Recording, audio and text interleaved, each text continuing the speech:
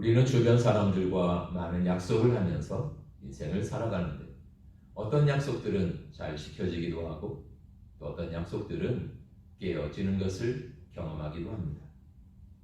그런데 우리는 그 약속을 통해서 상대방의 신실성을 확인하게 되는 것입니다. 그래서 약속은 참 중요한 의미를 가지고 있는 것 같습니다. 미국에 50여 개의 주가 있는데 그 중에 펜실바니아라고 하는 주가 있습니다. 펜실베니아 주라는 이 지명은 처음 시작이 펜이라는 말로 시작되고 있잖아요.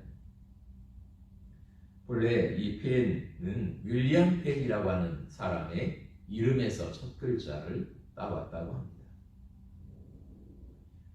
이 사람은 미국 개척 초기에 펜실바니아 주의 헌법의 기초를 만드는 주의회 의장을 맡은 사람이었습니다.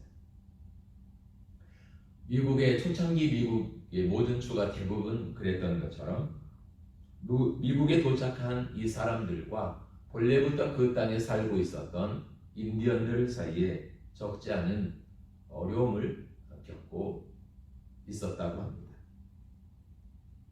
많은 주에서는 인디언들과 심한 갈등을 겪고 심지어는 서로 죽고 죽이는 치열한 싸움을 하기도 했지만 이 윌리엄 펜이라고 하는 사람은 그들과 다투며 갈등하고 전쟁하는 것이 아니라 어떻게 하면 그들과 평화롭게 함께 그 땅에서 살아갈 수 있을까를 꿈꾸고 있었다고 합니다.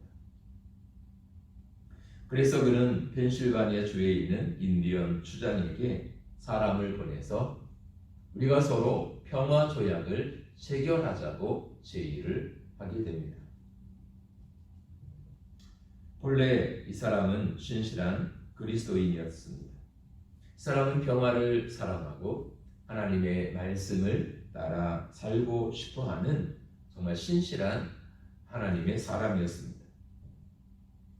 그래서 이 사람은 평화 조약을 체결하러 갈 때 아무런 무기를 갖고 가지 않았다고 합니다. 물론 상대방 인디언 추장도 어떤 무기도 손에 들지 않고 빈손으로 나왔다고 합니다.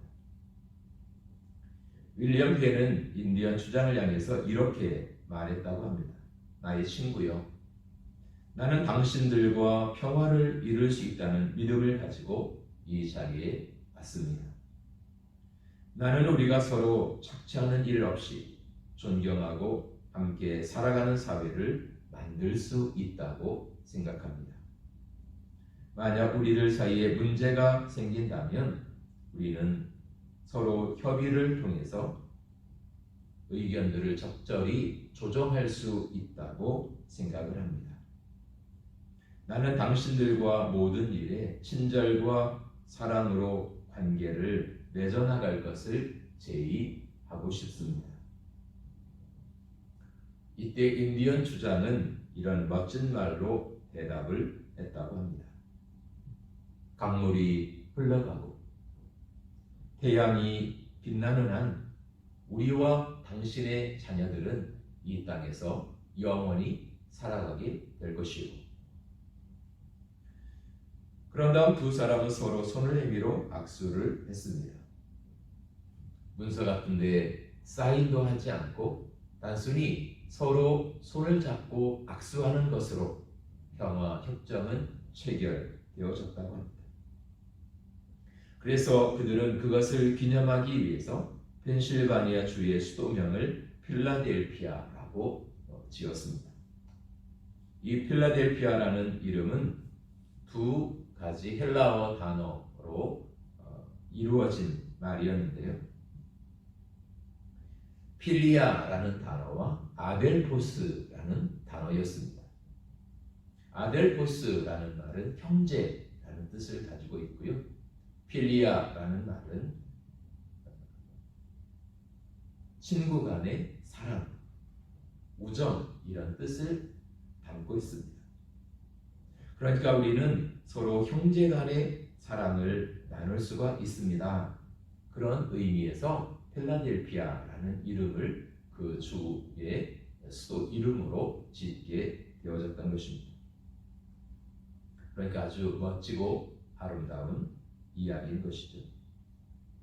실제로 펜실바니아에서는 인디언들과 정착민들 사이에 전혀 갈등이 없이 평화로운 공동체 사회를 만들어 살아갈 수 있었다고 합니다.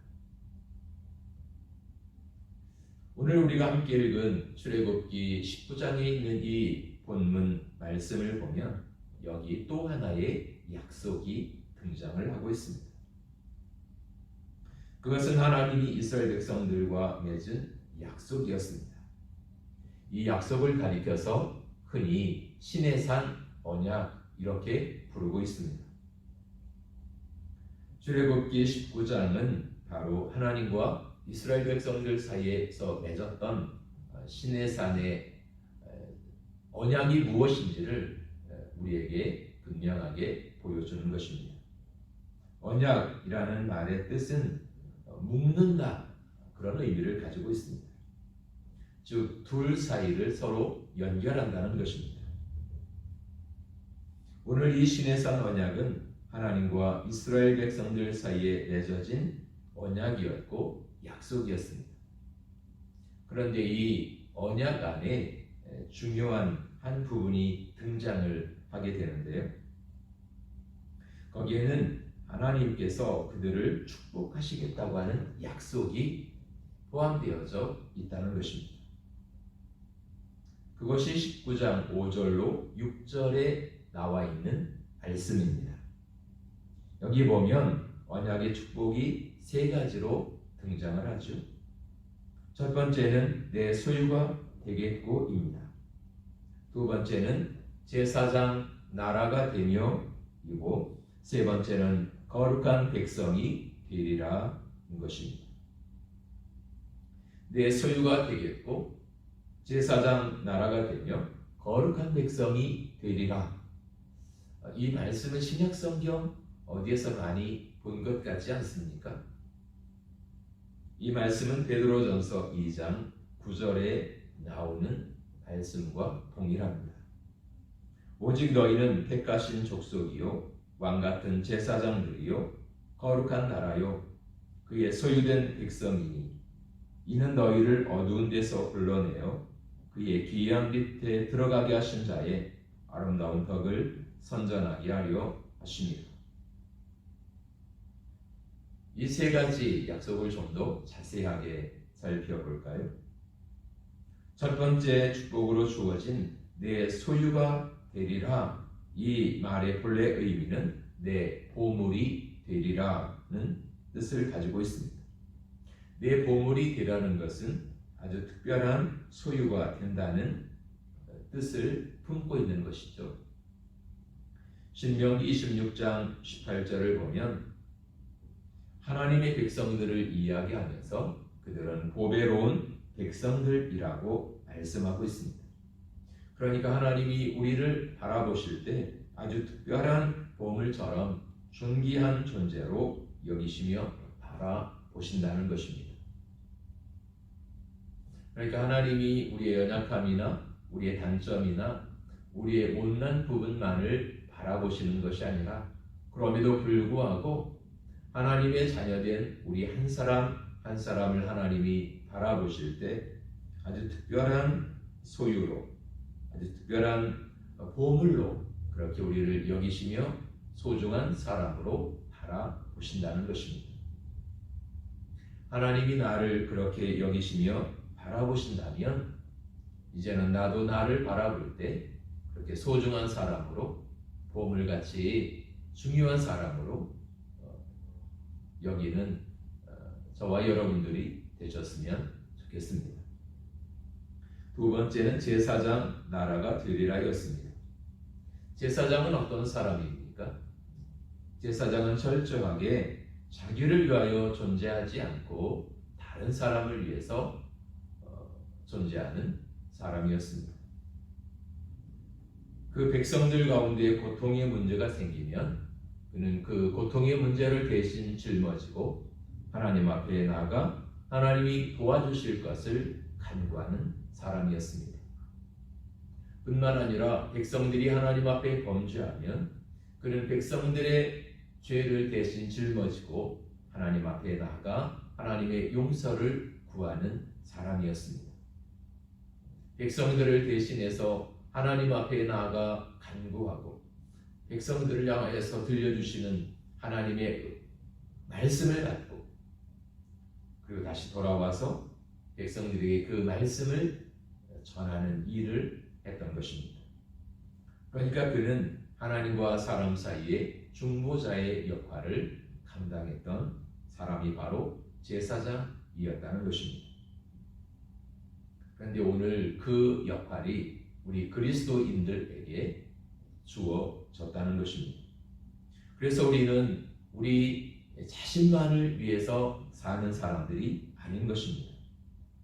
이웃들의 아픔을 대신하여 하나님 앞에 간구하는 사람들이고 영혼의 구원을 위해서 복음을 전하는 사람들이고 그렇게 했을 때 그들의 아픔이 멀어지고 문제가 해결되고 치유를 받게 되는 그 일을 감당하는 사람들, 그들이 바로 오늘날 그리스도인들이라고 하는 것입니다.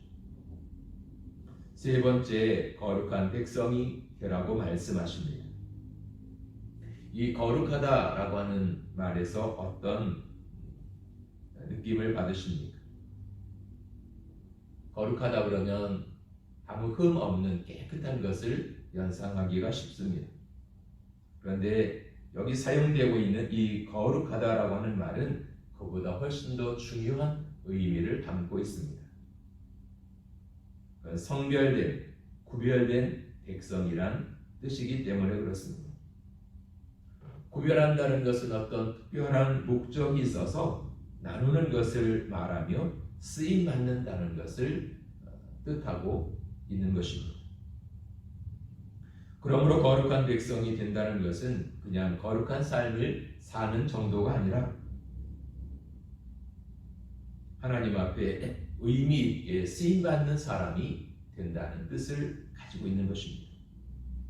여러분, 내 인생에 쓸모가 있고 내가 누군가를 위해서 쓰임받는다는 것은 얼마나 큰 축복이고 기쁨일까요?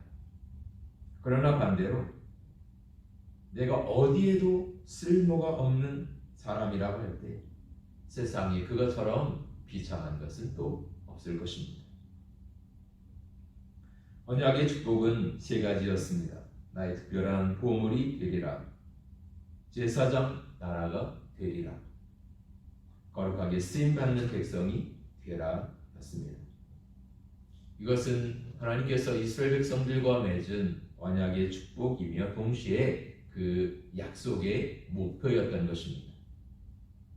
너희가 이 땅에서 살면서 이런 사람이 됐으면 좋겠고 삶의 방향이, 삶의 목표가 이러했으면 좋겠다라는 하나님의 생각을 이 약속을 통해서 이스라엘 백성들에게 보여주셨던 것입니다. 그런 하나님의 생각, 하나님의 기대는 오늘 동일하게 저와 여러분들에게 주어진 것입니다. 우리가 이 땅을 살아가면서 먼저 우리는 우리 자신을 하나님 앞에서 소중한 존재로 여겨야 할 것입니다. 그리고 동시에 하나님을 위해서 내가 무엇인가 쓰임받는 인생이 되고자 하는 것, 그리고 또 내가 누군가에게 도움이 되는 인생을 살아가는 것, 그것이 오늘 하나님이 우리에게 기대하시는 그리스도인의 모습인 것 같습니다. 원하기는 오늘 저와 여러분들이 하나님 주시는 그 은혜와 또 능력을 따라 그렇게 멋진 하나님의 사람들로 살아가는 축복이 있기를 원합니다.